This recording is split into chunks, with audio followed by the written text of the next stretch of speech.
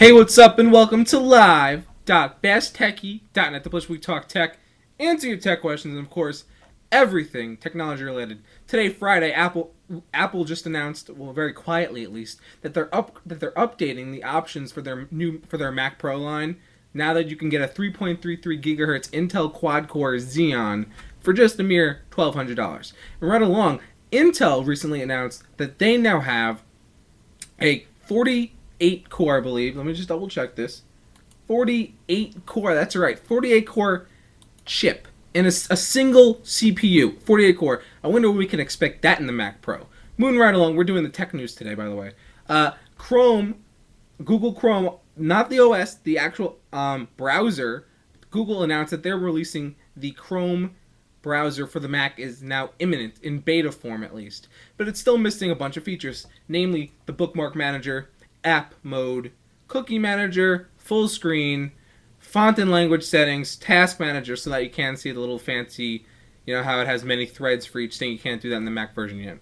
Extensions and page actions, and it doesn't even have bookmark sync, although I think the bookmark sync has been added, at least sort of. But you can import your bookmarks, but I don't think you can sync them.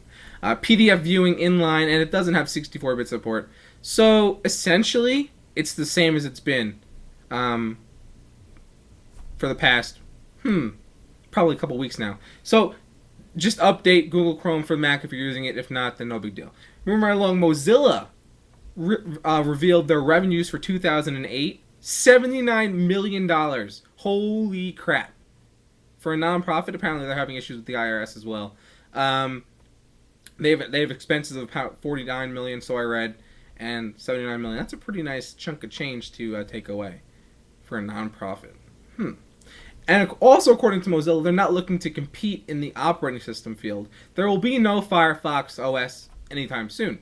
Mozilla is focusing on making Firefox the best web experience on any operating system that the user may be using. Google, do you have anything to do with that?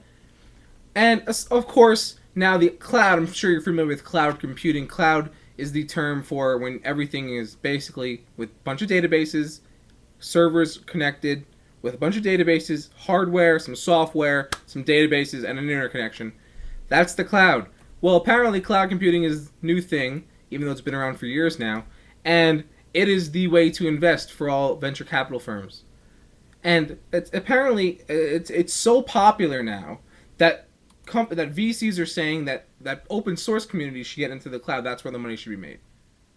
Well, if all these companies are going into the cloud, all these companies, have you ever noticed that all these companies that have these cloud computers, even Google, it's impossible to contact someone over the phone, really, for support? I mean, it's really, really tough. I know they just released the Google DNS, and you actually have phone support for that, which shocked me beyond belief.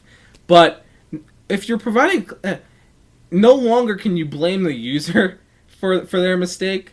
Now it's your fault if you lose their data. So it's a risky option, and I really think this. Don't get me wrong, I love the cloud, but it's a very risky option. If all these companies are looking to go to the cloud, you have to have a lot of redundancy in your backup and a lot of redundancy in the data, or else you're going to be screwed in the long run. Anyway, thanks for watching. This has been Live.Best again, and we're going to do this segment a little more often now. It's going to be the tech news segment where we cover the 5 or so stories of the latest tech news together, link them all up in the sidebar, just recap them all here. Anyway, thanks for watching. Of course, remember, take care of your computers.